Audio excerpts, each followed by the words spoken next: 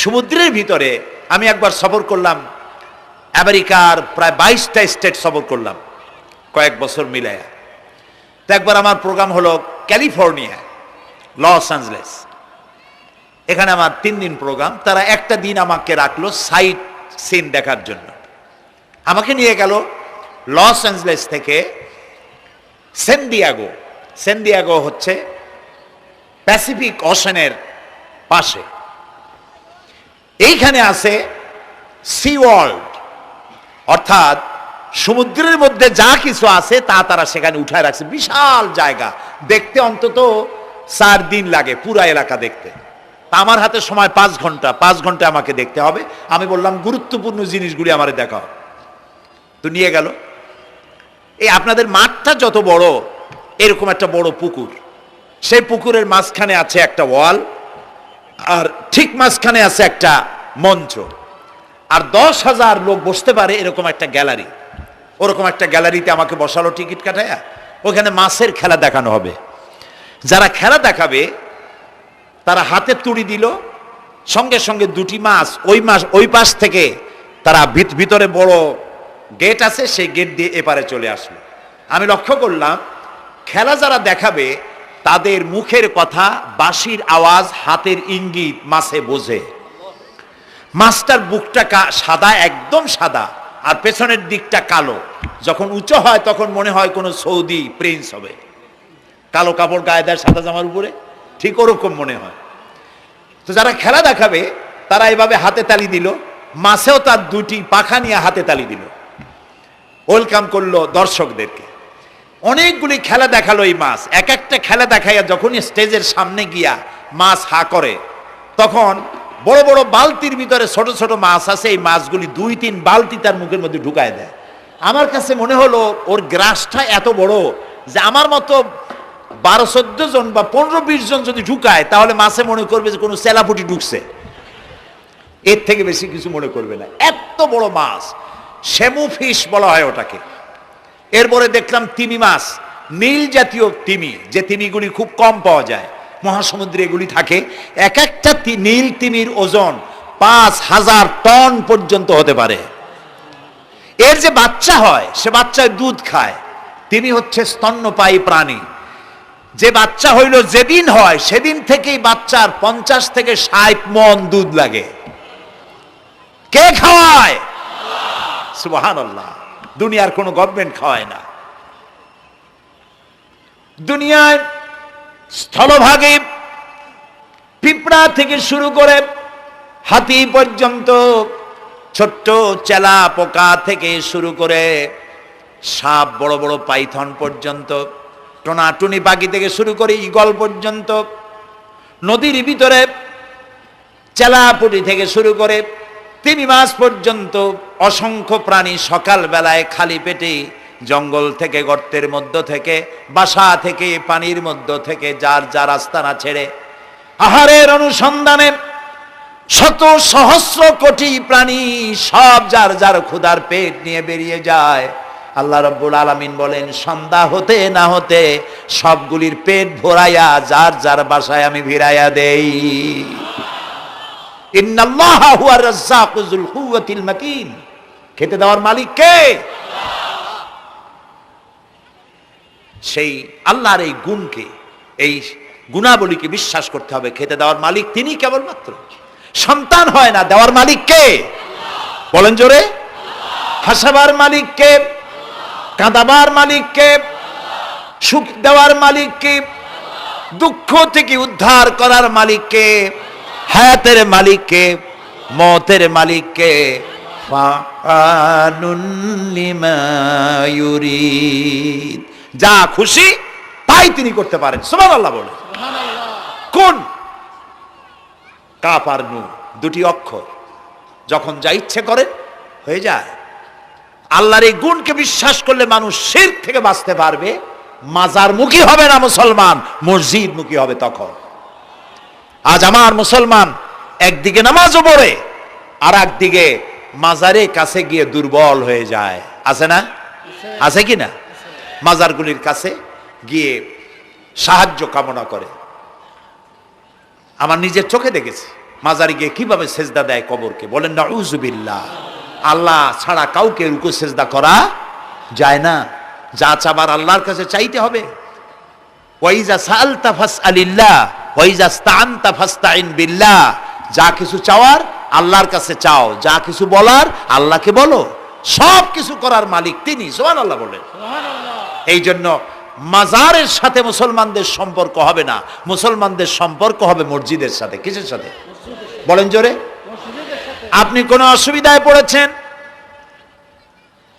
মাজলুম হয়েছেন, অত্যাচারিত হয়েছেন, চাকরির সমস্যা হয়েছে, ঘরে খাবার নাই, অসুখ বিসুখ হয়েছে, নানান ধরনের সমস্যায় পড়েছেন, কোনো মাজার নয়, কোনো পীর নয়, মসজিদের ভিতরে চলে যান, উজু করে মসজিদে ঢুকে 2 রাকাত কাজায়ে হাজাতের নামাজ পড়েন। রাসূলুল্লাহর উপরে যখনই বিপদ হতো তিনি নামাজে দাঁড়ায় যেতেন। সুবহানাল্লাহ বলো। আপনি কেন যাবেন একটা কবরের কাছে? আপনার সাহায্য কামনার জন্য কোনো পীর নয়, আপনার সাহায্যের জন্য কোনো কবর নয়। সাহায্য পাওয়ার জন্য কে? আল্লাহ চান আপনার ঈমানটা খালেস হোক। আল্লাহ তাআলা এটা বরদাস্ত করতে পারেন না যে মানুষ কারো কাছে গিয়া আরেকজনের কাছে গিয়া নথি স্বীকার করুক। আল্লাহ সহ্য করেন না। ইন্না শিরকা লাযুলমুন আযীম। শিরক হচ্ছে মস্ত বড় জুলম, অত্যাচার। আল্লাহ সব থেকে অপছন্দ করেন কোন গুনাহ বলেন? শিরক। আল্লাহ সহ্যই করেন না। কেন করেন না? একটা যুক্তিতে আসে। যারা বিবাহ করেছেন তাদের স্ত্রী যদি স্বামীর সাথে যে ধরনের হাসি খুশি প্রেমের আদান প্রদান করে, স্বামী ছাড়া যদি আরেকজন পুরুষের সাথে এরকমের ভাব বিনিময় করে, ফোনে কথা বলে, প্রেম করে, খুব সুন্দর করে ভালোবাসা দিয়ে যদি চিঠি লেখে অন্য পুরুষের কাছে অথবা প্রেম নিবেদন করে, তাহলে স্বামীদের অবস্থা কেমন হবে বলেন? এইটার জবাব দিতেও যদি দেরি হয় তো খুবই কুলক্ষণ। হ্যাঁ, ভয়ানক হবে, ভয়ানক হয়ে যাবে। নিজের চরিত্র যতই যা হোক, বউর চরিত্র ভালো চাই। আচ্ছা বলেন তো, স্ত্রী আপনার সঙ্গে যেভাবে প্রেমের হাসি হাসে, প্রেম নিবেদন করে, ওই রকম আরেকটা পুরুষের কাছে সাথে করলে আপনার সহ্য হয় না কেন? আপনি স্ত্রীর উপরে আপনার অধিকারটা কতখানি, কি জন্যে? আপনার স্ত্রীর যে হাসি, যে মিষ্টি হাসি, যা আপনার প্রাণ কেড়ে নেয়, ওই হাসিতে আপনার কোনো অবদান আছে বলেন? তার যে টানা টানা চোখ, সুন্দর ভ্রু, মাথায় অনেক লম্বা চুল, শরীরটা সুন্দর, যৌবন, রূপ, এর ভেতরে আপনার কোনো অবদান আছে? হ্যাঁ আছে, একটু তো আছেই। আপনি যে মুখ দিয়ে বউটা হাসে, সেই ঠোঁটে একটু লিপস্টিক লাগাইছেন। যে চোখের জন্য আপনি পাগল, সেই চোখে একটু কাজল লাগাইছেন। শরীরটাকে পেঁচাবার জন্য সুন্দর একটা শাড়ি কিনে দিছেন। একটা শাড়ি দিয়ে, একটু লিপস্টিক কিনে দিয়ে, চুলের একটা ক্লিপ কিনে দিয়ে, একটা ভালো শাড়ি কিনে দিয়া স্ত্রীর উপরে যদি এত অধিকার আছে যে কোনদিন মৃত্যু পর্যন্ত কোন প্রেমের হাসি, ভালোবাসার আদান প্রদান আপনি ছাড়া আর কারো সাথে করতে পারবে না, এইটা যদি আপনার অধিকার এভাবে প্রতিষ্ঠিত হয়, তাহলে এই হাসি যিনি দিলেন, এই দাঁত, এই সুন্দর চোখ, এই রূপ, এই যৌবন যা আল্লাহ তাআলা দিলেন, তার সামনে কোনো পীর অথবা কবরের সামনে যদি হাত পাতে আল্লাহ বরদাস্ত করেন না। কথা কি বুঝে আসছে? কথা বুঝে আসছে? আলহামদুলিল্লাহ বলেন। আলহামদুলিল্লাহ। বুঝলেই আমাদের কষ্ট সার্থক। আলহামদুলিল্লাহ বলি। আমরা যেন আল্লাহরে চিনতে পারি, বুঝতে পারি। আমার বিশ্বাস করুন, কোরআন আমার সামনে, আল্লাহর কসম, কোন জীবিত পীর, কোন মৃত্যু পীর আমার ভাগ্যের ভালো বা মন্দ করার কোন অধিকার রাখে না, রাখে না, রাখে না। কোন পীর ফু দিয়ে আমার ভাগ্যকে ভালো বানাই দিতে পারবে না, পারবে না, এবং আমার একটা চুলও বাঁকাও করতে পারবে না। খাইরিহি ওয়া শাররিহি মিনাল্লাহি তাআলা। আমার ভালো, আমার মন্দ করার একমাত্র মালিক কে? আল্লাহ। এক আঙ্গুল আকাশের দিকে উঁচু করে চিৎকার দিয়ে বলুন, কে? আবার বলেন, আবার বলেন, আবারও বলুন। হাত নামা। আল্লাহ কবুল করুন, বলেন আমিন। আমার এই বক্তব্য দিয়ে আমি কোনো পীরকে অমর্যাদা করছি না। পীর সাহেবদের কাছে পীর কোনো শরীয়তের শব্দ নয়। কোরআন এবং হাদিসে কোথাও পীর বলে কোনো শব্দ নাই। এটি ফার্সি শব্দ। এ শব্দের অর্থ হলো বৃদ্ধ। তো পীর যদি বৃদ্ধ হয় ভালো কথা, তিনি যদি আলেম হন আরো ভালো কথা। কিন্তু বাপ পীর ছিল, উনিও সেই সুবাদে পীর, ইলেম নাই, তোনার নিজের কাছেই তো টর্চ নাই। আপনাকে অন্ধকারে উনিও ম্যানহোলের মধ্যে পড়বে, আপনারে নিয়ে পড়বে। আলেম হইতে হবে, পীর যদি হয় আলেম হইতে হবে, 1 নম্বর কথা। 2 নম্বর কথা হলো তিনি ব্যবসায়ী হবেন না। ধর্মের নামে তিনি ব্যবসা করবেন না। তিনি মানুষকে হেদায়েতের পথ দেখাবেন, প্রয়োজনে জেলে যাবেন, প্রয়োজনে ফাঁসির মঞ্চে দাঁড়াবেন। তিনি নিজেকেই ইসলামের সব আমি করি, আর ইসলাম কারো কাছে নাই।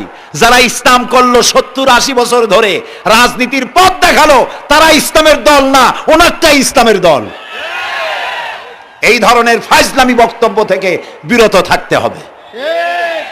এই ধরনের বেয়াদবিপূর্ণ বক্তব্য থেকে বিরত থাকতে হবে। আমার দোকানে খাঁটি ঘি পাওয়া যায়, আর কারো দোকানে খাঁটি ঘি পাওয়া যায় না। ইসলাম নিয়ে এই ধরনের মনোপলি বিজনেস করতে দেওয়া হবে না। প্রিয় ভাই সব, আমরা পীর সাহেবদের চিনি। পীর ছিলেন শাহজালাল রহমতুল্লাহ আলাইহি। সুবহানাল্লাহ। যুদ্ধ করা লাগে না, আজান দিয়েছেন, মূর্তির মাথা ভাঙ্গা চুর চুর হয়ে পড়ে গিয়েছে। গৌর গোবিন্দ পলায়া কুল পায় নাই। লোকেরা যায় তার মাজারে গিয়ে গজাল মাছ জিয়ারত করে আসে, কিন্তু তরবারিটা দেখে আসে না। দোধারি তরবারি এখনো আছে। সুবহানাল্লাহ বলেন। পীর ছিলেন হযরতে বাহাউদ্দিন নকশবন্দি, মুজাদ্দিদ আল ফিসানি রহমতুল্লাহ আলাইহি, বড় পীর আব্দুল কাদের জিলানী রহমতুল্লাহ আলাইহি, খাজা মঈনুদ্দিন চিশতি রহমতুল্লাহ আলাইহি, শাহজাহান আলী রহমতুল্লাহ আলাইহি। কত ওলিউল্লাহর মাজার দিয়ে আমার দেশ ভরা। আলহামদুলিল্লাহ কর। আলহামদুলিল্লাহ। এরা একদিকে মানুষকে মুরিদ বানায়া মুরিদের টাকা দিয়ে নিজেদের পকেট ভরেন নাই। ওনারা এরকম করতেন না, এইরকম করতেন। আর রাসূলুল্লাহ বলেছেন এই রকমের হাতের মর্যাদা নাই, এই হাতের মর্যাদা। আমি পীর দেখছিলাম, বাইতুল শরফের পীর হযরত শাহ আব্দুল জব্বার সাহেব, আল্লাহ তাআলা জান্নাতুল ফেরদাউসের মেহমান বানায়নি। এই বাংলাদেশে শত শত মসজিদ, মাদ্রাসার এতিমখানা তৈরি করে গেছেন। সুবহানাল্লাহ কর। বৃষ্টির মৌসুমে চট্টগ্রামের বাড়ি তার, 14 বছর মাদ্রাসায় ওয়াজিদিয়া চট্টগ্রামে 14 বছর বুখারী শরীফ পড়িয়েছেন। কি মানের আলেম, খালি পীর না। মুরিদরা যত টাকা দিত, এই টাকা দিয়ে বড় বড় মাদ্রাসা মসজিদ করেছেন। আর বৃষ্টির সময় সাথী সঙ্গী নিয়ে বস্তি এলাকায় যেতেন, পলিথিন দিয়া ছাওয়া, বাচ্চা আর তার স্বামী নিয়ে কাতরায় এক কোনায় বসে আছে, খাবার নাই, চাউল নাই, অসুস্থ, তাদের চাউল দিয়ে আসতেন, তাদের রান্না করার শাকসবজি দিয়ে আসতেন, ওষুধ দিয়ে আসতেন, হাড়ি পাতিল দিয়ে আসতেন। বন্যা হলে, তুফান হলে টাকা উজাড় করে যা মুরিদরা দিত সবগুলি উজাড় করে মানুষের খেদমত করতেন। সুবহানাল্লাহ। কাজেই যারা জামায় অনেকগুলো পকেট সমানে নিতে থাকে আর ভরতে থাকে এইভাবে করে, এই ব্যবসায়ীদেরকে পরিত্যাগ করতে হবে। পীর হচ্ছে ওই সমস্ত লোক যারা নাকি ধর্মের নামে ব্যবসা করে না, বরং আল্লাহর দ্বীনকে প্রতিষ্ঠা করার জন্য কথা বলে। প্রিয় ভাই সব, আমাদের জেহেন সাফ করতে হবে, পরিষ্কার করে বুঝতে হবে আমার ভালো আমার মন্দ কে করতে পারেন? আল্লাহ। সম্রাট শাহজাহান নাম শুনেছেন? কোথার বাদশা বলেন? দিল্লির সম্রাট। সম্রাট শাহজাহান, পৃথিবী জোড়া নাম তার।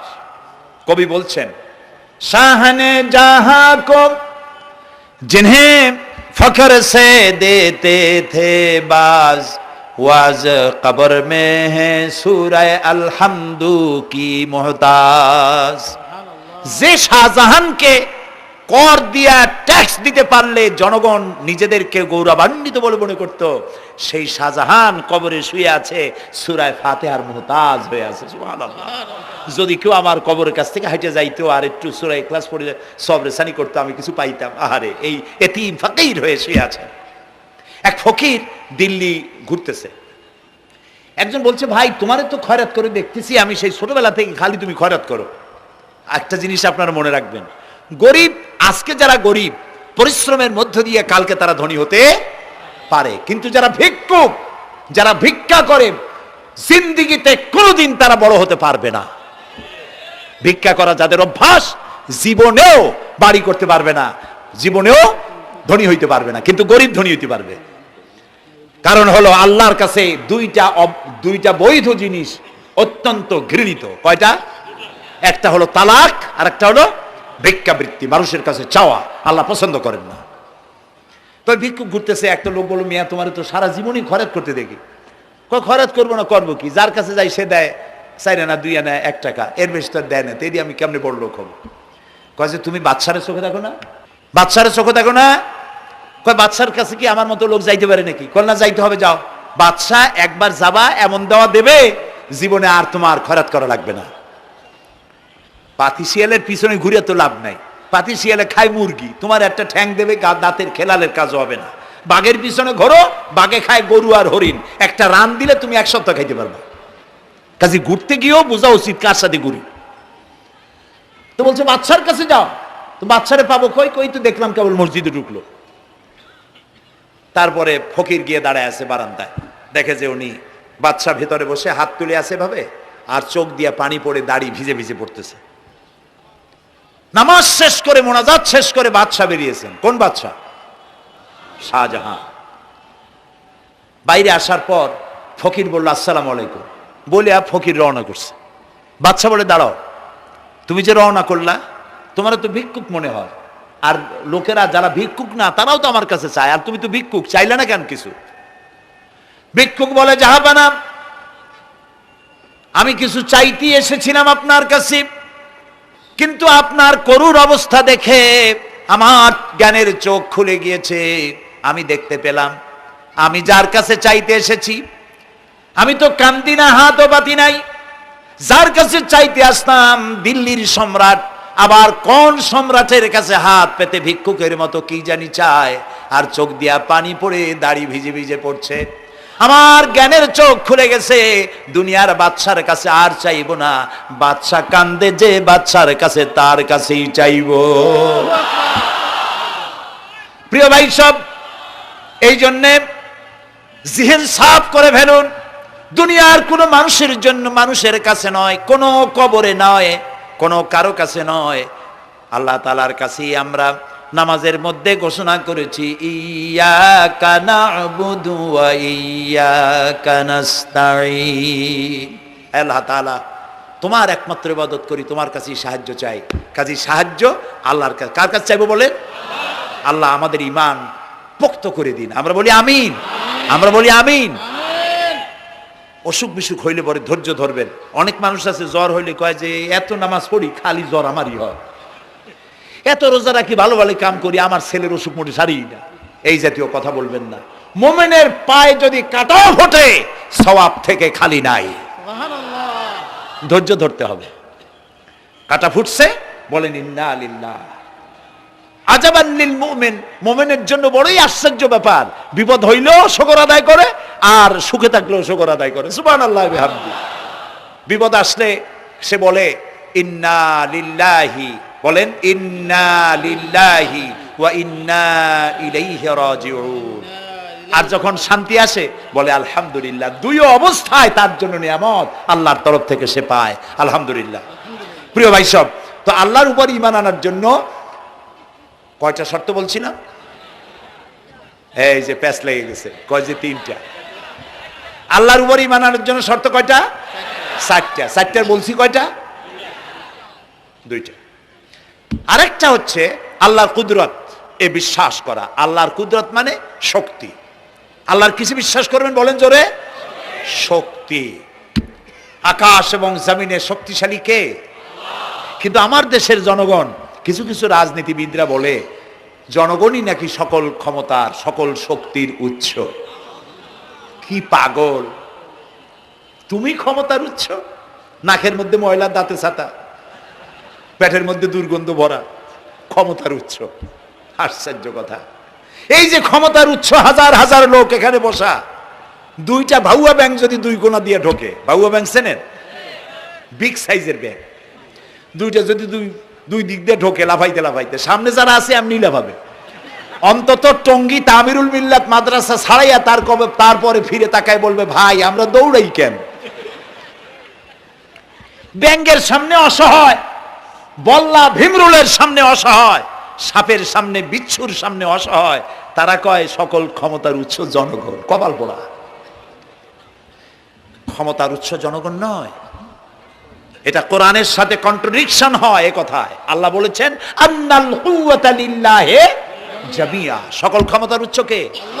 চিল্লায় বলো ক্ষমতা কি দেখছেন? মাত্র 1.5 মিনিট। কয় মিনিট? মাত্র 1.5 মিনিট। আল্লাহ বলেছেন কোন? সাথে সাথে তামিলনাড়ু, মালয়েশিয়া, ইন্দোনেশিয়া, থাইল্যান্ড, মালদ্বীপ, শ্রীলঙ্কা 2 লক্ষ লোক শেষ, 1 লক্ষের খোঁজ নাই। সমুদ্রের পানি 33 ফিট উঁচু হয়ে এসছে। সুবহানাল্লাহ কই দিচ্ছে করে না? বিজ্ঞানীরা বলেছেন ভারত মহাসাগরের তলদেশে ফাটল ধরেছে, ওর কয়েক কিলোমিটার নিচে ভূমিকম্পের উৎপত্তি হয়েছে। ভারত মহাসাগরের পানি 3 হাত না 4 হাত, কত কিলোমিটার আল্লাহই জানে। এই কয়েক কিলোমিটার নিচে যে মাটি, সেই মাটিরও কয়েক কিলোমিটার নিচে ভূমিকম্পের উৎপত্তি। এখান থেকে ভূমির কম্পন হয়েছে, সেই ভূমিকম্পে সমস্ত মহাসাগরের মধ্যে, ভারত মহাসাগরের মধ্যে জলকম্পন শুরু হয়েছে। পানির কম্পন, মাটির কম্পন একসাথে। 33 ফিট উঁচা, মানে 4 তলা বিল্ডিং এর মতো উঁচু হয়ে আসছে পানি। 4 তলা পরিমাণ উঁচু হয়ে পানি চলে আসছে। বাড়ি গাড়ি সব কিছু খড় কুটার ন্যায় সব উড়িয়ে দিয়েছে। এগুলোরে কপাল পোড়া নাস্তিক যেগুলি, তারা বলে প্রাকৃতিক দুর্যোগ। ওর বাপের মাথা। আচ্ছা, প্রাকৃতিক দুর্যোগ, প্রকৃতি কি? কোন জন্তুর নাম? প্রকৃতি কোন জন্তু জানোয়ারের নাম? প্রকৃতি নিজে চলে না কেউ তাকে চালায়? কে চালায়? কপাল পোড়ারা তা বুঝে না। বিশ্ববিদ্যালয়ের শিক্ষক হয়েছে তো, আল্লাহ দিয়ে আসি কোথায়? তবে সব খারাপ না, ভালো আছে আলহামদুলিল্লাহ। কিছু আছে কপাল পোড়া। বিশেষ করে শান্তিনিকেতনে যারা পড়াশোনা করে আসে, সাহিত্য চর্চা করে, এই সাহিত্য চর্চা করতে করতে এক পর্যায়ে কপাল পুড়ে যায়। আল্লাহরে চিনতে পারে না, সব চেনে আল্লাহরে চেনে না। আল্লাহ এখন চিনাইতেছে ভালো করে। প্রিয় ভাই সব, কওমে আদ, কওমে সামুদ, এগুলিকে আল্লাহ তারা ধ্বংস করেছেন।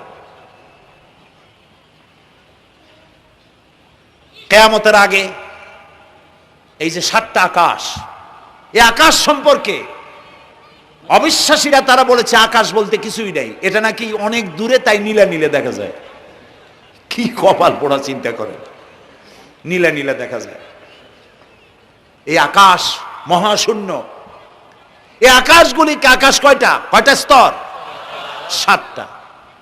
এগুলি কাতাইয়ে সিজিল্লিল কুতুব।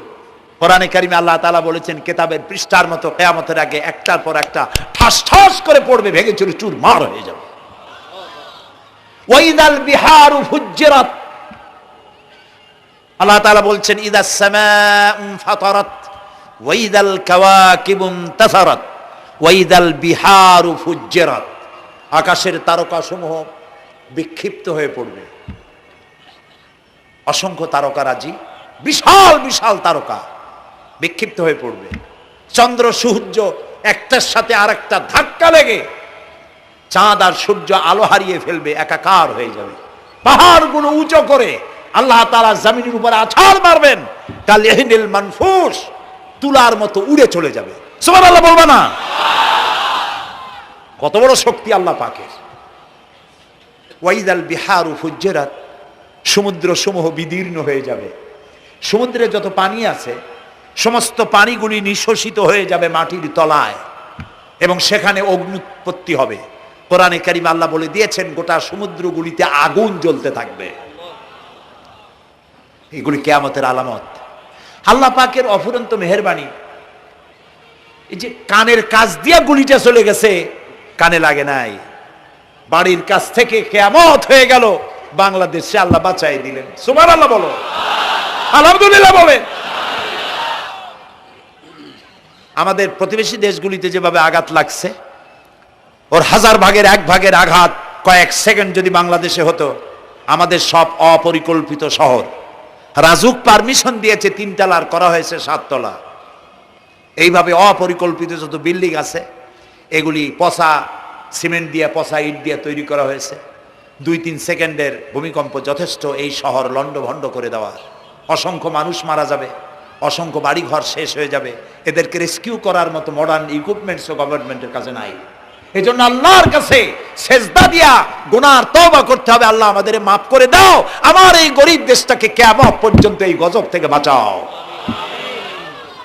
প্রিয় ভাই সব, আল্লাহ তাআলার ক্ষমতার ওয়াজ আমি আজ করতে পারবো না, অনেক লম্বা হয়ে যাবে, কারণ আমাকে 3টা পুঁজির কথা তো কমসে কম বলতেই হবে, অল্প করে হলেও। শুনবেন তো? আল্লাহ তৌফিক দিক, বলেন আমিন। তো আল্লাহ তাআলার ক্ষমতায় বিশ্বাস করা, তার প্রচন্ড ক্ষমতা, যা খুশি তাই বলেন করতে পারেন। মরাকে জিন্দা, জিন্দাকে মারতে পারেন, মরুভূমিতে ফুল ফুটাতে পারেন, সুবহানাল্লাহ, যা খুশি তাই করতে পারেন। এই শক্তি সহকারে আল্লাহকে বিশ্বাস করতে হবে। 4র্থ নম্বরে আল্লাহর হুকুম এবং হাকাম, আদেশ নিষেধ। আমি আল্লাহরে বিশ্বাস করি, এই কথার কোনো দাম নাই যদি তার আদেশ না মানি। এই কথার কোনো দাম নাই যদি তার নিষেধকে আমি আমার জীবনে প্রত্যাহার না করে চলতে পারি। মুসলমান বলে দাবি করার কোনো মূল্য নেই। একদিকে নামাজ পড়ি, আর একদিকে ওজনে কম দেয়, খাদ্যে ভেজাল দেয়, বেপরদা করি, মিথ্যা কথা বলা হয়, ওজনে কম দেয়, খাদ্যে ভেজাল দেয়, জমিনের আইল ঠালে আমানতের খেয়ানত করে, আল্লাহর হুকুম মানা হলো না, রসুলের আদেশ মানা হলো না। আল্লাহর উপর ঈমান আনার জন্য 4র্থ শর্ত হচ্ছে আল্লাহ যা বলেছেন মাথা নত করে মেনে নিতে হবে, বলতে হবে সামি'না ওয়া আতা'না। বলেন সামি'না ওয়া আতা'না, শুনলাম আর মেনে নিলাম। বলেন তো জোরে, শুনলাম আর মেনে নিলাম। সুবহানাল্লাহ বলেন। মুমিনেরা এই প্রশ্নই করবে না মদ হারাম কেন, মুমিনেরা এই প্রশ্নই করবে না জুয়া হারাম কেন, মুমিনেরা এই প্রশ্নই করবে না জেনা হারাম কেন। একটাই জবাব, মদ হারাম কেন? আল্লাহ হারাম করেছেন তাই হারাম। জেনা হারাম কেন? আমার আল্লাহ হারাম করেছেন তাই হারাম। জুয়া হারাম কেন? আমার আল্লাহ হারাম করেছেন তাই হারাম। কোন যুক্তি নাই। যুক্তির, আল্লাহর নিষিদ্ধ জিনিসে যুক্তি তালাশ করে কেবলমাত্র শয়তান। আল্লাহর আদেশ নিষেধের যুক্তি তালাশ করে কে? শয়তান। মুমিনের কাজ হলো সামি'না, বলেন, ওয়া আতা'না, শুনলাম আর মানলাম, বাস, শেষ কথা, খালাস। এই গেল 4টি শর্ত পুরো হয়ে গেল। এই 4টি শর্ত যদি পূরণ করতে পারি তাহলে আল্লাহরে বিশ্বাস করছি এটা প্রমাণিত হবে, এটা জাস্টিফাই হবে, এটা সত্যতা প্রমাণ হবে যদি আল্লাহর হুকুম মতো।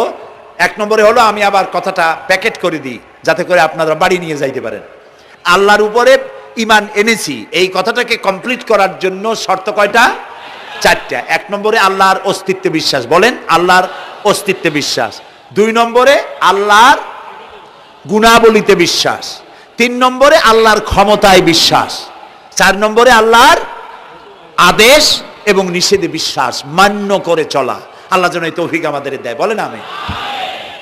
আল্লাহ রাব্বুল আলামিন দুনিয়ায় শান্তি, আখিরাতে জাহান্নাম থেকে মুক্তি দেওয়ার জন্য আল্লাহ পাক আমাদেরকে একটা ব্যবসার কথা বলেছেন। ওই ব্যবসায় পুঁজি কয়টা? বলেন। 3টা পুঁজি। বলছি কয়টা? দেখেন যে কেমনি প্যাঁচ লাগে। বলছি মাত্র একটা, সে একটা ডাল বার করছি 4টা। এবার আসেন মূল পয়েন্টে। এবার দ্বিতীয় পয়েন্ট, রসুলের প্রতি ঈমান। আমরা তো রসুলের প্রতি ঈমান আনছি কিনা বলেন? রসুলের প্রতি ঈমান এনেছি। আমাদের এই ঈমান যথেষ্ট নয়, কারণ আমাদের ঈমান হলো রবিউল আউয়াল মাসে ঈমান তাজা হয়, ঠিক না? ঠিক না? রবিউল আউয়াল মাস যখন আসি, ব্যানারটা নাই, শামিয়ানাটা নাই, রাস্তাগুলিতে ফ্ল্যাগ লাগাই আর আলোকসজ্জা করি। মন্ত্রীরা আসেন, নেতারা আসেন, সিরাতুন নবী মাহফিলে দাঁড়ায় বলেন নবীর আদর্শ অনুসরণ করা ছাড়া উপায় নাই। অথচ ওনার পা থেকে শুরু করে মাথা পর্যন্ত নবীর আদর্শ নাই। আবার এই নেতা রামকৃষ্ণ মিশনে, রামকৃষ্ণ পরমহংসদেব তার মঞ্চে গিয়ে বলেন রামকৃষ্ণের নীতির ছাড়া বিকল্প কিছুই নেই। আবার গৌতম বুদ্ধের জন্মবার্ষিকী উদযাপনের জন্য সেখানে গিয়ে বলেন গৌতম বুদ্ধের অহিংস নীতি অনুসরণ করা ছাড়া জাতির যোগীনাথ হওয়ার আর কোনো পথ নাই।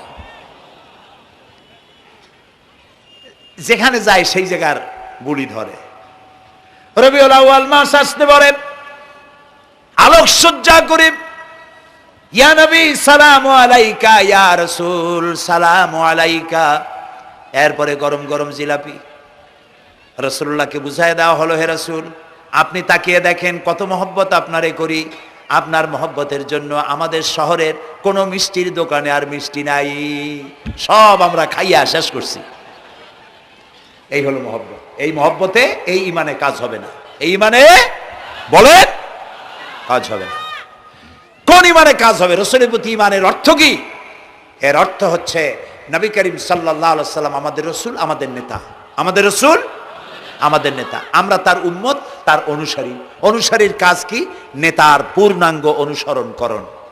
রাসূলুল্লাহর আনুগত্য করতে হবে, এটা কে বলেছেন? আল্লাহ রাব্বুল আলামিন সূরা আলে ইমরানের মধ্যে বলেছেন কুল ইন কুনতুম তুহিব্বুনাল্লাহা ফাত্তাবিউনি ইউহিব্বুকুমুল্লাহ ওয়া ইয়াগফির লাকুম যুনুবাকুম আল্লাহু গফুরুর রহিম। হে নবী আপনি বলুন, তোমরা যদি আল্লাহকে ভালোবাসো তাহলে তোমার কাজ হচ্ছে, তোমরা যদি আল্লাহকে ভালোবাসো তাহলে তোমরা আমার আনুগত্য করো, আমার অনুসরণ করো। কার? রাসূলের। বলেন কার? রাসূলের অনুসরণ যদি তোমরা করো, খেয়াল করে শুনতেছেন তো? আল্লাহ তাআলা বলছেন নবী আপনি বলেন তোমরা যদি আল্লাহকে ভালোবাসো, তোমাদের এই দাবি যদি সত্য হয় তাহলে আমার অনুসরণ করো, আমার আনুগত্য করো। আমার অনুসরণ, আমার আনুগত্য করলে পরে তোমাদের কে আল্লাহ রাব্বুল আলামিন ভালোবাসবেন এবং তোমাদের তামাম জিন্দেগির সমস্ত গুনাহ খাতা আল্লাহ তাআলা মাফ করে দিবে। আমরা কি গুনাহ মাফ করাইতে চাই? বলেন চাই? আসুন রাসূলের আনুগত্য করুন। রাসূলের আনুগত্য কিরকম? রাসূল যেভাবে মুছ কাটছে আমরা সেইভাবে মুছ কাটবো, তিনি দাড়ি যেভাবে রাখছেন আমরা সেইভাবে রাখবো, তিনি চুল কাটছেন যেভাবে সেইভাবে করব। তিনি পায়ের নখ হাতের নখ যেভাবে কাটছেন সেইভাবে করব। তিনি যেভাবে বিবাহ করেছেন সেই সুন্নত অনুযায়ী বিবাহ, তিনি যেভাবে দেশ চালাইছেন সেইভাবে দেশ চালাবো। রাসূলের অনুসরণের অর্থ শুধু এই নয় যে তিনি যেভাবে সুরমা লাগাইছেন আমি ওইরকম সুরমা দেব, তিনি যেভাবে কদু খাইছে আমিও কদু খাবো, এইটা নয়। এটা নয়, শুধু রাসূলের আনুগত্য হবে মুরগির ফার্ম থেকে শুরু করে জাতিসংঘ পর্যন্ত, জীবনের সব ক্ষেত্রে। আর বিশ্বাস করতে হবে তিনি শেষ নবী, তারপরে আর কোন নবী আসবে না। আল্লাহ রাব্বুল আলামিন সূরা আহজাবের মধ্যে বলেছেন মা কানা মুহাম্মাদুন আবা আহাদিম মির রিজালিকুম ওয়ালাকির রাসূলুল্লাহি ওয়া খাতামান নাবিয়্যিন। মুহাম্মদ সাল্লাল্লাহু আলাইহি ওয়াসাল্লাম তোমাদের কোন পুরুষদের পিতা নন, তিনি আল্লাহর রাসূল এবং তাকে দিয়ে নবুয়তের মিশনকে খতম করে দেওয়া, কমপ্লিট করে দেওয়া হয়েছে। আর কোন নবী? রাসূলুল্লাহ বলেছেন লা নবিয়্যা বাদি ওয়ালা রাসূল, আমার পরে আর কোন নবী আসবে না, রাসূল আসবে না। কথা বুঝে আসছে? আল্লাহর নবীর পরে আর কোন নবী হবে না। আল্লাহর নবী বলেছেন একটি ইমারত তৈরি করে তার ভিতরে একটা ইট যদি খালি থাকে, একটি ইটের জায়গা যদি শূন্য থাকে তাহলে সকলের চোখে ধরা পড়বে। ওই ইটখানা দিলে পরে বিল্ডিংটা কমপ্লিট হয়ে যায়।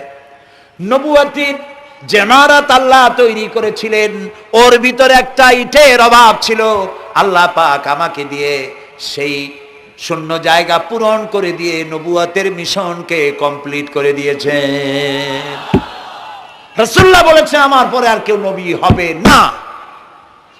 পৃথিবীর সব মুসলমানদের আকীদা মুহাম্মদ সাল্লাল্লাহু আলাইহি ওয়াসাল্লামের পরে যদি কেউ নবুয়তের দাবি করে সে কাফির, হাজার বার কাফের। তারা যারা তাকে যারা নবী মানবে তারাও রাসূলুল্লাহ বলেছেন আমার পরে 30 জন মিথ্যেবাদী নবুয়তের দাবি করবে। তার মধ্যে একজন তো দাবি করছে রসুলের জীবদ্দশায়, একটা ছিল মেয়ে লোক আর একটা ছিল পুরুষ। পুরুষটার নাম ছিল মুসাইলামা কাযযাব, নামই ছিল কাযযাব। কাযযাব মানে মিথ্যাবাদী। দেখছেন অবস্থা, নামই মিথ্যাবাদী। উম্মতেরা কইল যে আপনি তো একজন নবী, আমরা সৌভাগ্য আর দুর্ভাগ্য হোক আপনারা নবী বলে মানলাম। মুহাম্মদ সাল্লাল্লাহু আলাইহি সাল্লামের কাছে প্রায় জিবরাইল আসে আর ওহী আনে, আর আপনি আমাদের কোনো ওহী দিতে পারলেন না পর্যন্ত। কয় যে কেবল না নবী হইলাম, অপেক্ষা করো, ওহী আসবেন। বেশ কিছুদিন যাওয়ার পর খুব চিন্তা ভাবনা করে কয় যে ওহী একটা আসছে। উম্মতেরা সব দৌড়ে আসছে, কি ওহী? কয় যে এইমাত্র শেষ রাত্রে জিবরাইল আসছিল, আইসে আমারে কয়ে গেল, একটা সূরা নাজিল করলো। সূরাটা কি? ইন্না আতাইনাকাল আকাক ফাসাল্লি লিরাব্বিকা ওয়াজআক ইন্না শানিয়াকা হুয়াল আবলাক। উম্মতেরা কয় সর্বনাশ, এই সূরা পড়তে গেলে তো আমরা কাইসা মরে যাব। এর অর্থ তো খুব বিকায়দা। কি সূরা নাজিল হলো আপনার উপরে?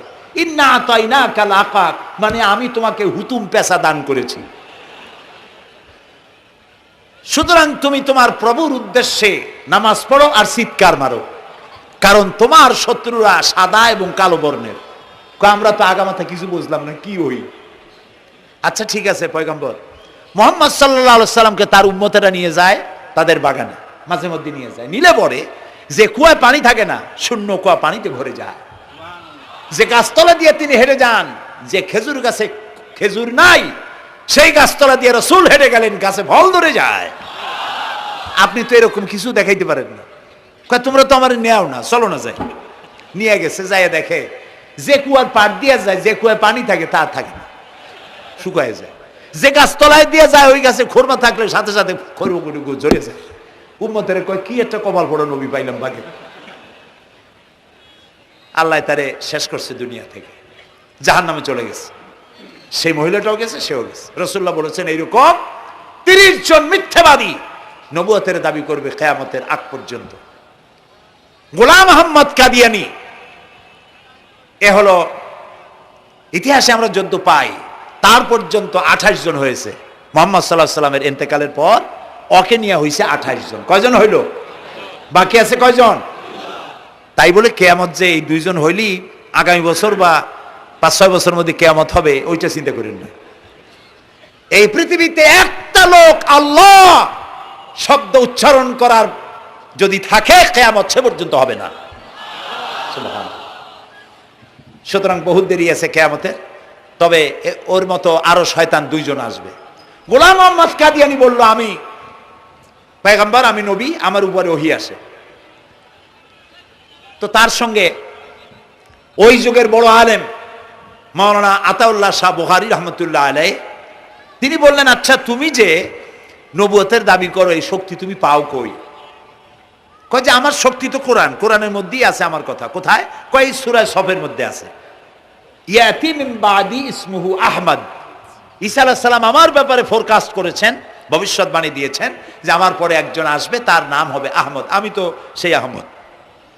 মাওলানা বুখারী বলছেন, বেকুব, ঈসা আলাইহিস সালাম যার কথা বলেছেন তার নাম, ঈসা আলাইহিস সালাম যার কথা বলেছেন তার নাম হলো ফকাত আহমদ, আর তোমার নাম হলো গোলাম আহমদ।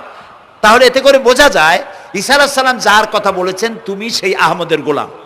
তো তুমি নবুয়তের দাবি করো কেন? গোলাম আহমদ কয় যে হুজুর, আমার নামের আগে গোলাম বৈশা একটু সমস্যা হয়েছে, ঠিক। তো গোলামটারে যদি বাদ দেই তাহলে তার আপনি আপত্তি করতে পারেন না, আমি আহমদ থাকি আর আপনি আমার উম্মত হয়ে যান। আমি আমার কথা ঈসা আলাইহিস সালাম বলেছেন। মাওলানা বুখারী বলছেন, দেখো তোমার ফতোয়া অনুযায়ী তুমি বলছো নামের প্রথম অংশ বাদ দিয়া শেষের অংশ নিয়ে তোমার উপর ঈমান আনতে, তাহলে আমার নাম আতা আল্লাহ। তোমার ফতোয়া অনুযায়ী আমার নামের প্রথম অংশ বাদ দিলাম, আতা গেছে, থাকছে আল্লাহ। আর আল্লাহ হয়ে বলছি তোর মতো গাধারে আমি নবুয়ত দেই নেই। এরপর এই শয়তানের মউত হলো কোথায়? বলেন কোথায়? পায়খানার ভিতরে। এই কাদিয়ানীরা, গোলাম আহমদ কাদিয়ানী কাফের, ওরে যারা নবী বলে মানে তারাও কাফের। প্রিয় ভাই সব, পৃথিবীর 48টি মুসলিম দেশ কাদিয়ানীদেরকে নন মুসলিম মাইনরিটি হিসাবে ঘোষণা দিয়েছে রাষ্ট্রীয়ভাবে। সৌদি গভর্নমেন্ট আইন পাশ করেছে, কিয়ামত পর্যন্ত কাদিয়ানীরা মক্কা মদিনায় প্রবেশ করতে পারবে না।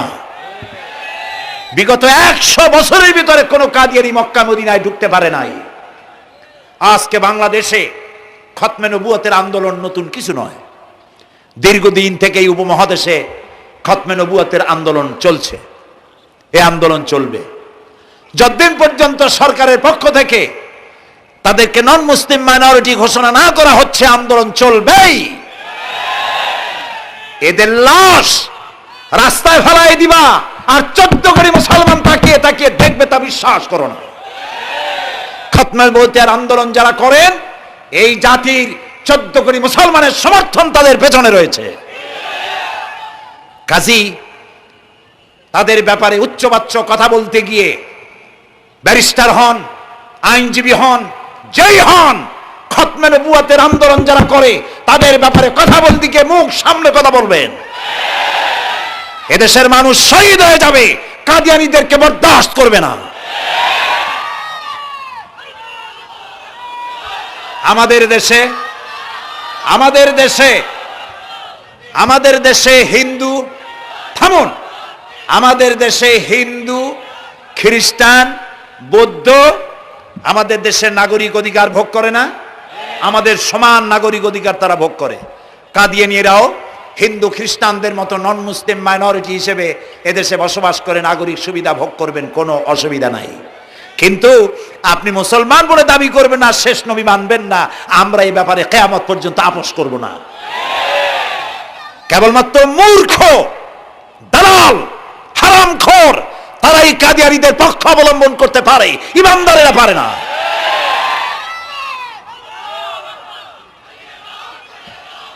কাদিয়ানীরা যে সব মসজিদ তৈরি করে, এগুলি মসজিদ নয়, এগুলি উপাসনালয়। হিন্দুদের মন্দিরকে যেভাবে আমরা সম্মান করি, ওদের উপাসনালয়কেও সম্মান করি। কিন্তু কাদিয়ানীরা যতদিন মুসলমান নামের পরিচয় দিতে থাকবেন, আমরা আমাদের অধিকার আদায়ের জন্য সুশৃঙ্খলভাবে গণতান্ত্রিক পদ্ধতিতে আমরা এই অধিকার আদায়ের চেষ্টা করব। খতমে নবুয়তের আন্দোলন কোনো রাজনৈতিক আন্দোলন নয়, এটি আমাদের ইমানের আন্দোলন। যারা আন্দোলন করতেছেন তারা আমাদের ফরজে কিফায়ার দায়িত্ব পালন করছেন। প্রিয় ভাই সব, রাসূলের প্রতি ঈমান আনতে হলে এরকম ঈমান আনতে হবে, তারপরে আর কোনো নবী আসবে না। তারপরে কথা হলো তাকে অনুসরণ করতে হবে পায়ের নখকাটা থেকে শুরু করে মাথার চুল পর্যন্ত, জীবনের সব ক্ষেত্রে রাসূলের অনুসরণ করতে হবে। তিনি সেনাপতি ছিলেন, শ্রমিক ছিলেন, পিতা ছিলেন, নানা ছিলেন, স্বামী ছিলেন, ঠিক না? তিনি রাষ্ট্রপ্রধানও ছিলেন। আজকে যারা ধর্ম আর রাজনীতি আলাদা করেন তারা মুনাফিক, মুসলমান নয়, তারা কি? মুনাফিক। এই জন্য আমাদেরকে মনে রাখতে হবে নবী করিম সাল্লাল্লাহু আলাইহি ওয়াসাল্লাম রাষ্ট্র পরিচালনা করেছেন। যারা ধর্ম আর রাজনীতি আলাদা করেন তারা মুসলমান হিসাবে আল্লাহর কাছে পরিচিত হতে পারবেন না। প্রিয় ভাই সব, নবীজি মক্কা থেকে মদিনা এলেন, মদিনা এসে রাষ্ট্রপ্রধানের দায়িত্ব পালন করলেন। আজ তিনি রাষ্ট্রপ্রধান, কোরআন হলো সংবিধান, কোরআনের আইন চালু করে দিলেন। চুরি বন্ধ হলো, ডাকাতি বন্ধ হলো, জেনা ব্যভিচার বন্ধ হয়ে গেল, মানুষ দরজা খুলে ঘুমাবার সুযোগ পেল। সুবহানাল্লাহ, সুবহানাল্লাহ। নবী করিম সাল্লাল্লাহু আলাইহি ওয়াসাল্লাম একটি সুন্দর সুখী সমাজ পৃথিবীতে চালু করে গেলেন। আজ আমাদের ভাগ্য যদি খুলতে হয়, রাসূলের অনুসরণ করি আমাদেরকে রাষ্ট্র পরিচালনা করতে হবে। ইসলাম সন্ত্রাসকে প্রশ্রয় দেয় না, ঠিক না ভাই? আমাদেরকে যারা সন্ত্রাসী বলে, ওরাই তো সন্ত্রাসের দাদা, ওরা সন্ত্রাসের জন্মদাতা। আমাদেরকে সন্ত্রাসী বলো? আমি আমেরিকায় বক্তব্য করেছি, লন্ডনে বক্তব্য করেছি, আমি তাদেরকে বলছি তোমরা আমাদেরকে সন্ত্রাসী বলো, আমাদের দেশে যাইয়া দেখো, তোমাদের এখানে সমস্ত সুপার মার্কেটগুলি সব বন্ধ হয়ে যায় বেলা 4টায়, কোনো মার্কেট খোলা থাকে না। কেন খোলো না? তোমরা সিকিউরিটি দিতে পারবে না বলে খোলো না। চুরি হবে, ডাকাতি হবে, লুটপাট হবে, এই জন্য বিকেলেই সব বন্ধ হয়ে যায়, রাতে কোনো দোকান খোলা থাকে না। তো যাও তো আমাদের দেশে, আমাদের তো সন্ত্রাসী বলো, গরিব দেশ। আমাদের দেশের বাবুরহাটে, নরসিংদীর কাছে বাবুরহাট, যেটাকে এই দেশের ম্যানচেস্টার বলা হয়, সারা রাত কোটি কোটি শত কোটি টাকার কাপড় চোপড় বেচা কিনা হয়, পুলিশের গন্ধ খুঁজে পাওয়া যায় না, সারা রাত বেচা কিনা হয়। গ্রামের বাজারগুলি যায় দেখেন, আমাদের দেশে যশোরে, খুলনায়, উত্তরবঙ্গে রাত 2টা 2:30 পর্যন্ত বেচা কিনা হয়, ঠিক না? এই যে আমাদের দেশে আল্লাহর মেহেরবানি, এবারে যে ঈদের সময় ঈদ আর পূজা একসাথে হইল, মুসলমান মেয়েরা, হিন্দু মেয়েরা সোনা দানা গলায় পরিয়া, হাতে পরিয়া, তারপরে বাজারঘাট ঈদের কেনাকাটা, পূজার কেনাকাটা করছে, কোনো অসুবিধা হয় নাই, ঠিক না? আল্লাহর মেহেরবানি র্যাবে জি যা করার করছে। মক্কা শরীফে, মদিনা শরীফে দেখলাম লোকেরা হাত তুলে, বাংলাদেশি লোকেরা ওখানে যারা আছে, র্যাবের জন্য দোয়া করছে, আল্লাহ র্যাবের প্রতি তুমি রহমত নাজিল করো, আল্লাহ রহম করুন কোন। আমি দেশের যতটা অসুবিধা হয়েছিল তার থেকে অনেক গুণ গ্যারাপ হয়ে গেছে, আলহামদুলিল্লাহ, আলহামদুলিল্লাহ। প্রিয় ভাই সব, এই যে আল্লাহ রাব্বুল আলামিন মুসলমানদেরকে পৃথিবীর মধ্যে সব থেকে বেশি শান্তি প্রিয় করেছেন, কোন আলহামদুলিল্লাহ। তোমরা আমার মক্কা যাইয়া দেখো, মক্কা মদিনায় যাইয়া দেখো, আমাদের কও সন্ত্রাসী। মক্কা মদিনায় লক্ষ লক্ষ মানুষ এই যে সব চলে গেছে, এখন কোথায় গেছে? সারা পৃথিবী থেকে মানুষের এখন ছুটছে ছুটছে, পৌঁছে গেছে, আর পথে আছে, প্লেনে আছে, নদীতে আছে, গাড়িতে আছে, সুবহানাল্লাহ। লক্ষ লক্ষ মানুষ চলে গেছে, সবার একই ড্রেস, একই গন্তব্য, একই স্লোগান, লাব্বাইক আল্লাহুম্মা লাব্বাইক। সব মানুষ চলে গেল। আমি 96-তে যখন পার্লামেন্টে আসলাম, প্রথম পার্লামেন্টে এক বক্তৃতার ভেতরে আমি বলেছিলাম যে আমাদের দেশে নেতা নেত্রীরা ওমরা করে, হজ করে। আচ্ছা, আপনারা যাইয়া দেখেন কি, করেন কি, আনেন কি? যাইয়া একটু তোয়াব করিয়া আসার সময় আতর আর পাথর, সুরমার খুরমা পকেট ভরে নিয়ে আসেন, কিন্তু চোখে দেখেন না। আল্লাহ তাআলা বলছেন, আওয়ালাম ইয়ারাউ আন্না জাআলনা হারামান আমিনান। তুমি কি তোমরা কি দেখতে পাও না আমার এই হারামকে আমি কিভাবে নিরাপত্তার শহর বানিয়েছি? সুবহানাল্লাহ। রাত 2:30 3টার সময় চাঁদের মতো সুন্দরী যুবতী মেয়ে একাকিনী, কোনো পুরুষ সঙ্গী ছাড়া, নিজের ডেরা, নিজের তাবু ফেলে কাবা শরীফের ভিতরে এসে গেল। লক্ষ লক্ষ পুরুষের মধ্য দিয়ে আল্লাহর ঘর তওয়াফ করলো, তাহাজ্জুদের নামাজ আদায় করলো, এরপরে দোয়া দুরুদ করে কান্নাকাটি করে মেয়ে লোকটি একাকী লক্ষ লক্ষ মানুষের মধ্য দিয়ে নিজের ঘরে ফিরে গেল। কোন পুরুষের একবার তার চেহারার দিকে নজর পড়েছে তো দ্বিতীয়বার তার রূপ উপভোগ করার মতো সাহস কারো মনের মধ্যে জাগে না। হাজার বছরের ইতিহাস, মক্কা থেকে, মদিনা থেকে, আরাফাত থেকে, মুজদালিফা থেকে, মিনা থেকে একটা নারী লাঞ্ছিতা হয়েছে, ধর্ষিতা হয়েছে, অপমানিতা হয়েছে, এর ইতিহাস নয়। প্রিয় ভাই সব, প্রসঙ্গক্রমে এই টঙ্গী লক্ষ লক্ষ লোকেদের সমাবেশ হয়, আলহামদুলিল্লাহ বলো। হতেই পারে তাবলিগি জামাতের ভাইরা এখানে উপস্থিত হন, সারা দেশ থেকে, বিভিন্ন দেশ থেকেও লোকজন আসে, এক জায়গায় বসে আল্লাহ বিল্লাহ করে, মোনাজাত করে। এটা মনে আসলো তাই বলতেছি। কেউ কেউ এটাকে খুব বাড়াবাড়ি করেন। সে বাড়াবাড়িটা হলো, কেউ কেউ বলেন আরাফাতের পরেই দ্বিতীয় এই সমাবেশ। এই বেয়াদবি শব্দটাকে উচ্চারণ করবেন না আল্লাহর হস্তে। কোথায় টঙ্গী, কোথায় আরাফাত, আর কোথায় টঙ্গী? কি এর সাথে আপনি কি মিলান?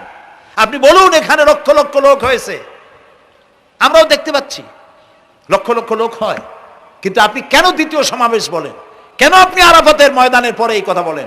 মহা গুনাহ, মহা বেয়াদবি। আরাফাতে যাওয়া ফরজ, টঙ্গীতে আসা নফল নয়। আপনি কিসের সাথে কি তুলনা করেন? জিন্দিগিতে এই চিন্তা করবেন না। কিছু কিছু লোক আছে গ্রামের মধ্যে, অবশ্য কোনো আলেম, কোনো মুরব্বীরা এইসব কথা বলেন না। মূর্খ যারা, তারা এই ধরনের কথা ছড়াইছে গ্রামে। 3 বার টঙ্গীতে আসতে পারলে 1 হজের সওয়াব হয়। বলেন নাউজুবিল্লাহ। শুধু 3 বার না, কিয়ামত পর্যন্ত লোকের এখানে আসতে থাকলে আরাফাতের ময়দানে 1 সেকেন্ডে যে সওয়াব হবে তাও হবে না। আরাফাত হচ্ছে সেই ময়দান যেখানে আদম আলাইহিস সালাম থেকে শুরু করে মুহাম্মদ রাসূলুল্লাহ সাল্লাল্লাহু আলাইহি সাল্লাম পর্যন্ত সব নবীদের চোখের পানি শুকিয়েছে। পৃথিবীর কোটি কোটি মানুষ এখানে কাঁদছে। আর আল্লাহ রাসূল বলেছেন, আল হাজ্জুল মাবরুর লাইসা লাহুল জাযাউ ইল্লাল জান্নাহ। একটা কবুল হজের সওয়াব আল্লাহর কাছে বেহেশত দেওয়া ছাড়া আর কিছুই নেই। মান হাজ্জা লিল্লাহ ফালাম ইয়ারফুস ওয়ালাম ইয়াফসুক রাজা কায়াউমিন ওয়ালাদাতহু উম্মুহু, রাওয়াহুল বুখারী। বুখারী শরীফের হাদিস। রাসূলুল্লাহ বলছেন, আরাফাতের ময়দান থেকে হাজিরা যখন বেরিয়ে যায় সন্ধ্যায়, মা যেমন নিষ্পাপ সন্তান প্রসব করে, আরাফাত থেকে হাজিরা তেমন নিষ্পাপ হয়ে বেরিয়ে যায়। আল্লাহর হস্তে আপনারা এই তুলনাটা কেউ করবেন না। বলবেন অনেক বড় সমাবেশ হয়েছে, লক্ষ লক্ষ লোক হয়েছে, বাস শেষ। এটা দ্বিতীয় সমাবেশ, আরাফাতের পরের এটা দ্বিতীয় স্থান অবলম্বন করেছে। এইসব বাজে কথা আর একদিনও বলবেন না। মহাবে আদমি যদি কেউ বলে থাকেন আস্তাগফিরুল্লাহ পড়ুন, পড়েন আস্তাগফিরুল্লাহ। আল্লাহ সবাইকে ক্ষমা করুন, বলুন আমিন। এখানে আসতে দোয়া কবুল হবেই, কোনো গ্যারান্টি নেই, কোনো গ্যারান্টি নাই। কিন্তু রাসূলুল্লাহ বলেছেন আরাফাতের ময়দানে দোয়া কবুল হয়।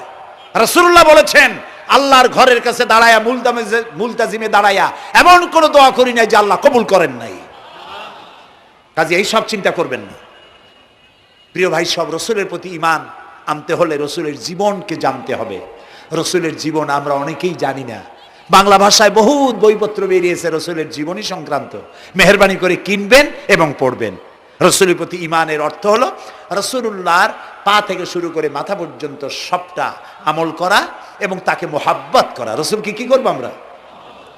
কি মোহাম্মদ সে ওয়াফা তূনে তু হাম তেরে হ্যাঁ, ये जहां चीज ही क्या लोह कलम तेरे हैं। মুহাম্মদ সাল্লাল্লাহু আলাইহি ওয়াসাল্লামের সঙ্গে যদি তুমি মহব্বতের কানেকশন জুড়িয়ে দিতে পারো, তার অনুসরণ আর অনুকরণ যদি করতে পারো, আকাশ আর জমিন তো দূরের কথা, লোহ কলম পর্যন্ত আল্লাহ তোমার জন্য করে দেবে।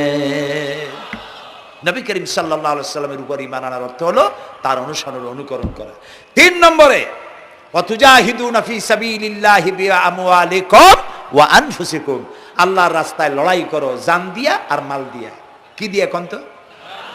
জান দিয়া আর মাল দিয়ে। আমরা কিন্তু বলি হুজুর আসি আসি আপনার সাথে, আপনার পিছনে আসি, জানটা দিয়ে দেব। এই মানুষেরা খুব চালাক। আপনি জান দিলে তো মাল থেকে যাবে। আগে দেবেন কি? মাল, পরে দেবেন জান। মাল দিতে হবে, জান দিতে হবে আল্লাহর দ্বীন প্রতিষ্ঠার জন্য। রাসূলুল্লাহ জীবন দিয়ে, সাহাবায়ে কেরাম জীবন দিয়েছেন, রাসূলুল্লাহ রক্ত দিয়েছেন, দান দান মোবারক শহীদ হয়েছে। আমি দেখেছি ওহদের মাঠে, আমি ওহদে যখন সফর করেছি, আল্লাহ বহুবার নিয়েছেন আলহামদুলিল্লাহ। আমাকে সেখানকার একজন আলেম মদিনার, তিনি আমাকে নিয়ে গেলেন ওহদে বেশ কয়েক বছর আগে। ওহদে গিয়ে দেখলাম, আমাকে দেখালো যে নবী করিম সাল্লাল্লাহু আলাইহি ওয়াসাল্লামের যেখানে দান দান শহীদ হয়ে গিয়েছিল, দাঁত মুবারক শহীদ হয়েছে, রাসূলুল্লাহ বেহুশ হয়ে পড়ে গেছিলেন। তাকে হযরতে আবু বকর, হযরত ওমর, হযরত ওসমান এই 3 জনে উঁচু করে নিরাপদ জায়গায় নেওয়ার জন্য দৌড়াচ্ছিলেন। পাহাড়ের উপরে যখন উঠতেছিলেন, ওই 3 জন রাসূলকে ঘাড়ে করে নিয়ে উঠতেছেন। পাহাড় তখন কাঁপতেছিল, পাহাড় কাঁপতেছে, এত বড় কাঁপন উঠেছে পাহাড়ের। পাহাড় সেই এলাকা থেকে কাগজ কাটলে, কেচি দিয়ে কাগজ কাটলে যেমন রেজা রেজা হয়ে যায়, আমার নিজের চোখে আমি দেখলাম। তিনি আমাকে দেখালেন এই সেই এলাকা যেখানে রাসূলকে উঠানো হয়েছিল। পাহাড় আল্লাহর ভয়তে কাঁপতেছিল তরতর করে। সেই উঁচা জায়গা, একটা বিশ্রামের মতো জায়গা পাহাড়ের মধ্যে, সেইখানে তাকে নিয়ে যখন রাসূলকে যখন শোয়ানো হচ্ছিল, পাহাড় কাঁপতেছে। নবী করিম সাল্লাল্লাহু আলাইহি ওয়াসাল্লাম তখন বলছেন, উসবুতি ইয়া জিবাল, উসবুতি ইয়া জিবাল, ইন্নাকা আলাইয়া নবিয়ান ওয়াস সিদ্দিকিন ওয়াস শাহীদাইন। হে পাহাড়, উসবুতি ইয়া জিবাল, হে পাহাড় থেমে যা, তোর উপর আল্লাহর নবী, তোর উপরে সিদ্দিক আর 2 জন শহীদ দাঁড়িয়ে আছে, থেমে যা। পাহাড় থেমে গেল। সিদ্দিক হযরত আবু বকর, 2 জন শহীদ তোর উপরে, হযরতে ওমর, হযরতে ওসমান রাদিয়াল্লাহু তাআলা আনহুমা। কবে শহীদ হবে রাসূলুল্লাহ আজকে বলতেছেন, তোর উপরে 2 জন শহীদ দাঁড়িয়ে আছে। এইভাবে কষ্ট করেছেন নবীজি, ক্ষুধায় কষ্ট করেছেন, যুদ্ধ করেছেন। তবে সেই যুদ্ধ আক্রমণাত্মক ছিল না, ডিফেন্সিভ ছিল। আক্রমণকে প্রতিহত করার জন্য তিনি লড়েছেন। প্রিয় ভাই সব, এত কষ্ট করার পর তিনি যে দিন কায়েম করে গিয়েছিলেন, আল্লাহ তাআলা বলছেন ওয়াতুজাহিদুনা ফি সাবিলিল্লাহি, আল্লাহর রাস্তায় লড়াই করো জান দিয়ে আর মাল দিয়ে আমার দ্বীনকে প্রতিষ্ঠা করার জন্য। যদি তোমরা ইসলাম বুঝে থাকো এরই মধ্যে তোমাদের জন্য কল্যাণ নিহিত রয়েছে। সুবহানাল্লাহ বলেন, এরই মধ্যে কল্যাণ। সুতরাং শুধু টুপি মাথায় দিয়ে নামাজ পড়লেই হবে না, নামাজও পড়তে হবে, আল্লাহর হুকুম হাকাম মানতে হবে, রোজাও রাখতে হবে, হজও করতে হবে, যাকাতও দিতে হবে, স্ত্রীকে পর্দায় রাখতে হবে, আমলে আখলাকে সিরাতে সুরাতে চলনে বলনে ব্যবসায় বাণিজ্যে বক্তৃতায় রাজনীতি অর্থনীতি সমাজনীতি সব জায়গায় আল্লাহ এবং রসুলের পূর্ণাঙ্গ আনুগত্য করার নামই হলো মুসলমান হয়ে যাওয়া। সুবহানাল্লাহ। এই মুসলমান হইতে পারবো আমরা? আল্লাহ যেন তৌফিক দেখুন, আমিন। সবাই বলেন আমিন। আমি এখন আপনাদের নিয়ে মোনাজাত করবো। মোনাজাতের আদব বসা, দাঁড়ানো ভাইয়ের একটু বসেন। এই যত মানুষ দাঁড়ায় আছেন মেহেরবানি করে একটু বসেন। আমি কিন্তু একবারও বলিনি আপনারা বসেন। দাঁড়ানো ভাইরা মেহেরবানি করে বসেন, মোনাজাত করবো আপনাদের নিয়ে। প্রায় 2 লক্ষ লোক মারা গেছে ভূমিকম্পে, আর 1 লাখের উপরে নিখোঁজ। তাদের জন্য দোয়া করবেন না? যে আল্লাহ আমাদের বাঁচাই দিলেন তাদের জন্য, তার জন্য দোয়া শুকর আদায় করবেন না? সুতরাং বসেন, বসতে বলছি, দাঁড়াতে বলিনি। মোনাজাতের জন্য সবাই বসেন, আর একটু জোরে সরে জিকির করেন লা ইলাহা লা ইলাহা।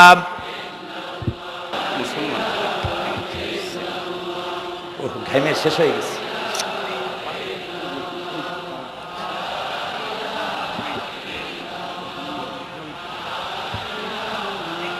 বয়স কত? বাড়ি কোথায়?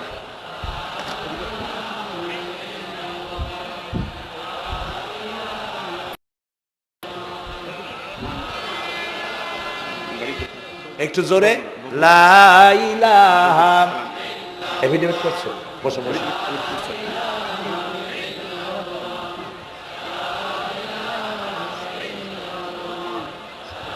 আচ্ছা, আমি তো মোনাজাতের কথা বলছি।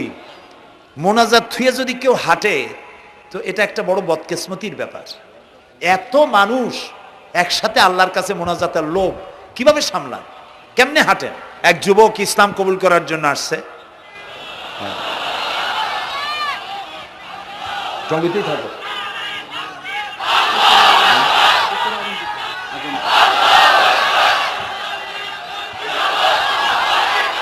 জি,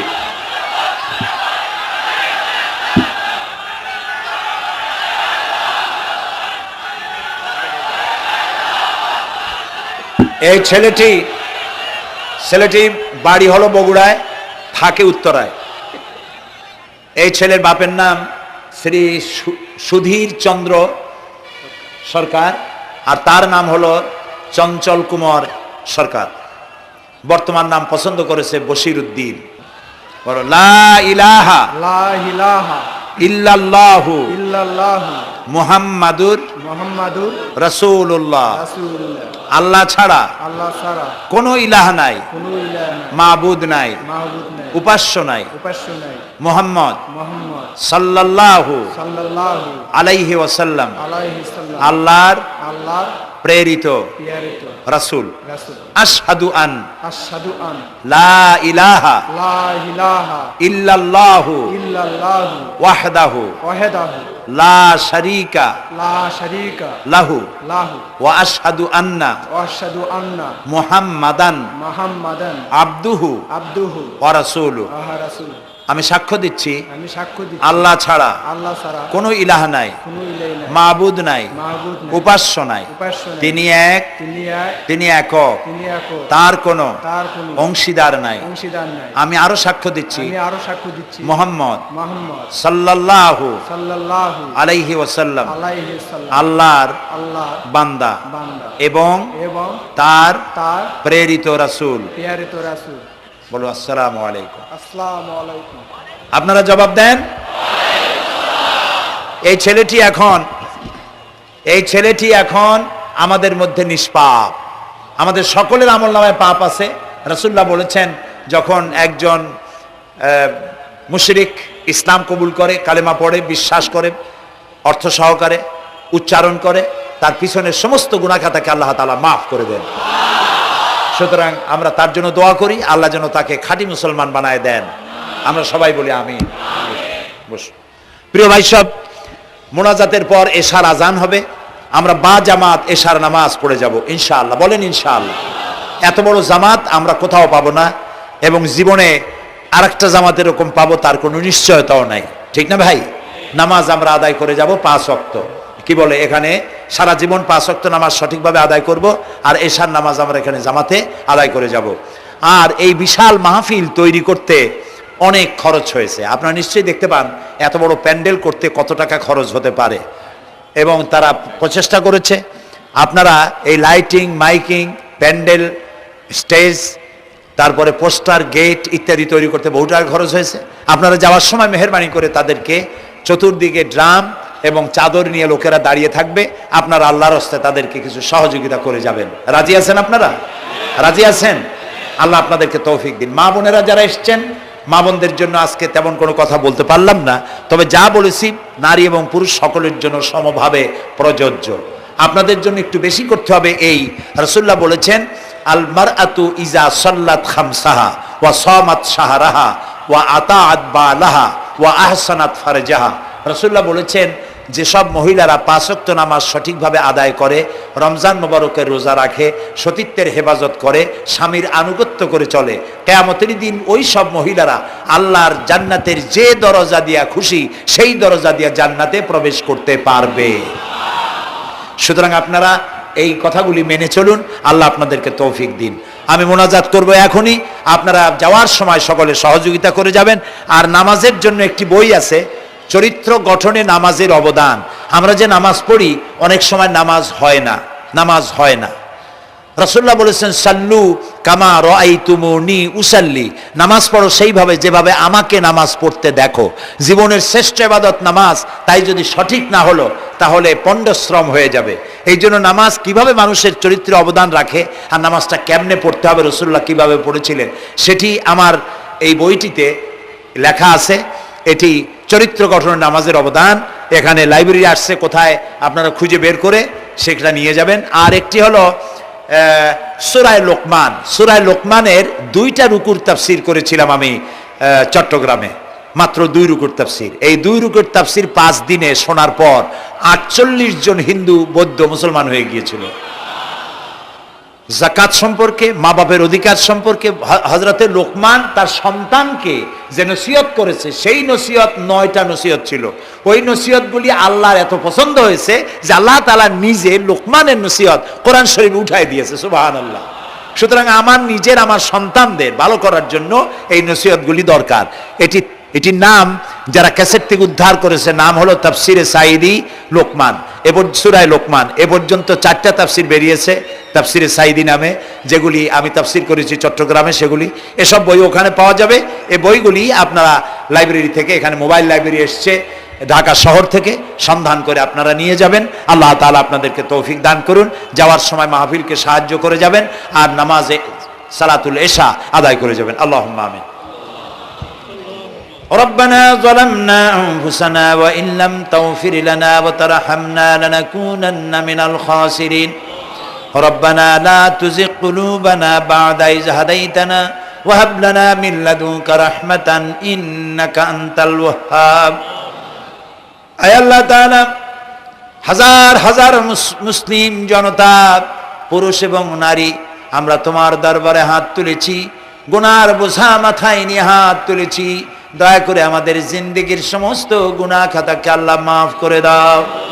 আয় আল্লাহ তাআলা, আমাদের মধ্য থেকে আমাদের মা বাপ যাদের দুনিয়া থেকে বিদায় হয়ে গেল, কবরগুলিকে জান্নাতের টুকরায় পরিণত করে দাও।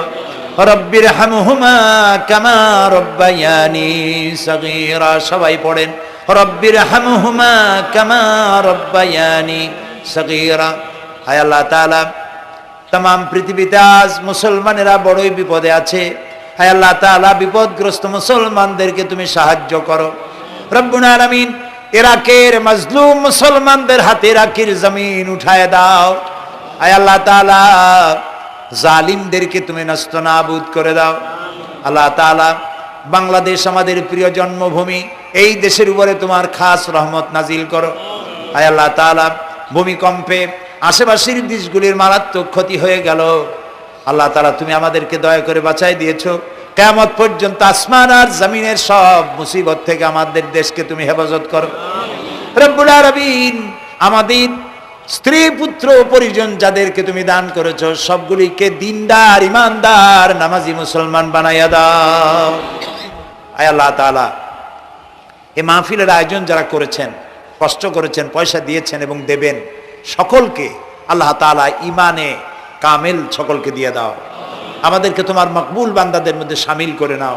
আল্লাহ তাআলা যারা হজে চলে গেছেন, যারা রাস্তায় আছেন যাওয়ার পথে, আর এবং আরো যারা যাবেন, আল্লাহ তাআলা সকলের যাতায়াত আসান করে দাও, সকলের হজকে কবুল করে নাও।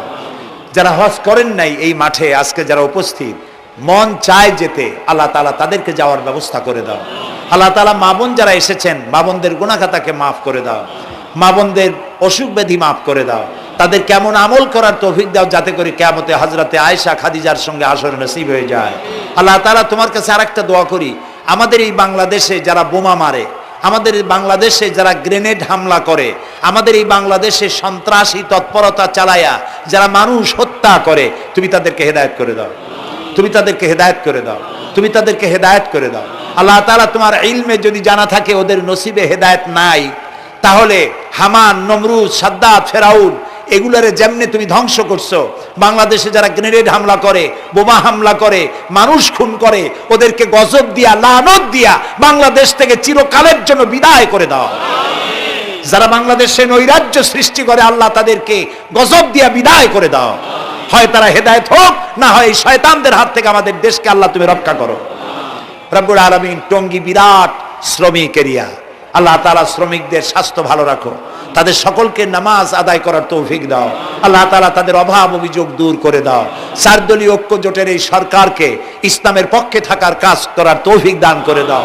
যত ওয়াদা নির্বাচনের আগে করেছিল সবগুলি ওয়াদা অক্ষরে অক্ষরে পালন করার তৌফিক দিয়ে দাও। আমি কয়েক সেকেন্ড আপনাদের জন্য ছেড়ে দিলাম, মাথা নিচু করে চক্ষু বন্ধ করে যার যা চাওয়ার দরকার আল্লাহর কাছে চান। এই বিশাল মাহফিলে আল্লাহ তাআলা দোয়া কবুল করবেন ইনশাআল্লাহ।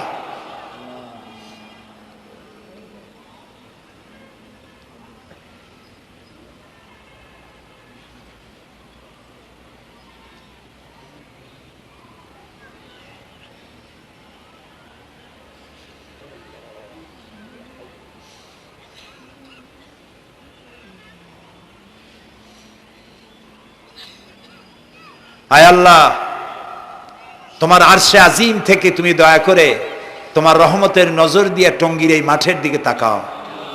আল্লাহ তাআলা, আমরা কোনো পীর বুজুর্গ, খাজা বাবা অথবা দুনিয়ার কোনো শক্তির কাছে, রাজা বাদশার কাছে হাত তুলি নাই, বিশাল আকাশের মালিকের কাছে হাত তুলেছি, আমাদের রবের কাছে হাত তুলেছি। তুমি বলেছো দুনি আস্তাজিবু লাকুম, আমারে ডাকো আমি সাড়া দেব। আল্লাহ তাআলা, আমরা ডাকতেছি, তুমি দয়া করে সাড়া দাও। আমরা ডাকতেছি, আমাদের ডাকের সাড়া দাও মাবুদ।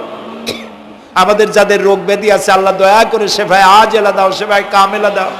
আল্লাহ তোমার কাছে আর একটা বিনীত দোয়া করি, আল্লাহ তুমি আমাদের জন্মসূত্রে যেসব নিয়ামত আমাদের শরীরে দিয়েছো, নাক, কান, চোখ, হার্ট, কিডনি, চলৎ শক্তি, বলার শক্তি, আল্লাহ মৃত্যুর আগ পর্যন্ত শরীরের এসব নিয়ামতের একটাও চিনায় নিও না বাবু। আল্লাহ তাআলা তুমি আমাদের প্রতি দয়া করো, মেহেরবান হও। মাহফিলের আয়োজন যারা করেছেন আল্লাহ তাদের এই কষ্টকে তুমি কবুল করে নাও। কিয়ামতের দিন কোরআনের সুপারিশ আমাদের জন্য নসিব করে দাও। রব্বানা তাকাব্বাল মিন্না ইন্নাকা আনতাস সামিউল আলিম ওয়া তুব আলাইনা ইন্নাকা আনতাত তাওয়াবুর রহিম। সুবহান রাব্বিকা রাব্বিল ইজ্জাতি আম্মা ইয়াসিফুন ওয়া সালামুন আলাল মুরসালিন ওয়ালহামদুলিল্লাহি রাব্বিল আলামিন। ওয়াজআল آخر كلامنا عند الموت لا إله إلا الله محمد رسول الله. السلام عليكم ورحمة الله.